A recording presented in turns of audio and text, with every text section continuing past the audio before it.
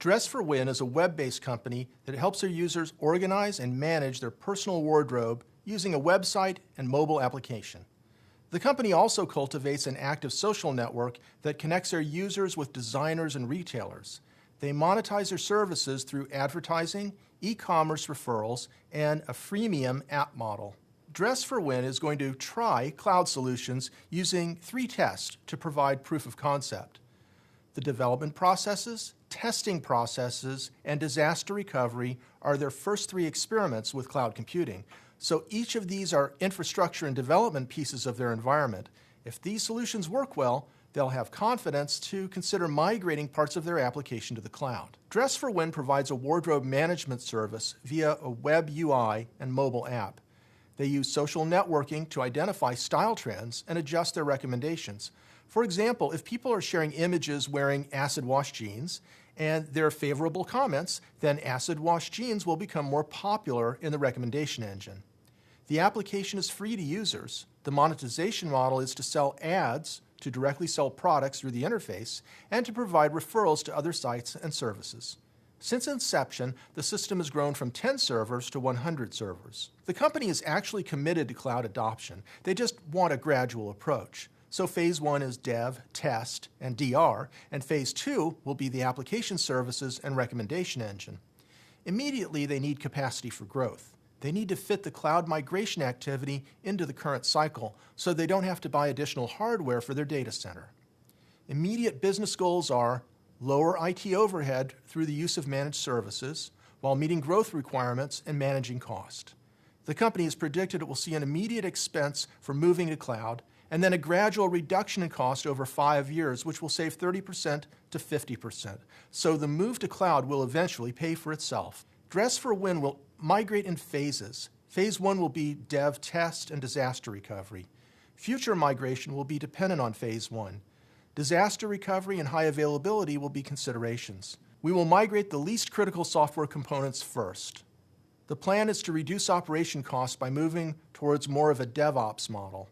The development and test process should increase the velocity of product and feature releases. They plan to use a CI/CD approach. The existing environment uses MySQL to keep user data and other application data. The social graph recommendation engine is using Redis. There are a number of application servers running Tomcat with a microservices design, and it uses Nginx to serve up static content. An Apache Beam is running the batch processing for recommendations. There are a lot of details in the case study covering storage and compute capacity for a range of use cases. Here are some technical watch points. They have static or infrequently changing data stored in a relational database. They're using high-speed in-memory caching database for some parts of the application. So microservices architecture, that should start you thinking about what kind of compute services on Google Cloud could support a microservices design. They're already using VMs in the data center, so lift and shift should be an option. If we lift and shift the compute service directly to VMs in Compute Engine, we'll need a multi-region approach because the customers are global. Their application uses multiple kinds of storage in the data center, and some of these will need to be mapped to services in Google Cloud to support all the requirements. Data analysis and trending are run on Hadoop in Spark pipelines. That probably means offline batch processing for the social graph, and analytics are run on the same platform. So we're looking mainly at batch processing and not streaming. What's a direct managed service solution for Hadoop and Spark? Right, Cloud Dataproc. They're using some message queue services. This is implemented in the data center as an MQ service running on individual servers. We need to see when it might make sense to migrate this to Cloud PubSub. They have some security concerns. We'll need to have the discussion about the kinds of security and encryption services that are built into the Google Cloud Platform. Then we can look at additional security services if those are not sufficient. It looks like they might want some auditing capabilities so they can understand and manage security. And for continuous integration and continuous delivery, CI/CD, they can use Jenkins open source software. So let's be clear about this. The disaster recovery objective is really about building an entire solution. It kind of encompasses the whole migration to cloud because we want to bring everything back if the data centers go down.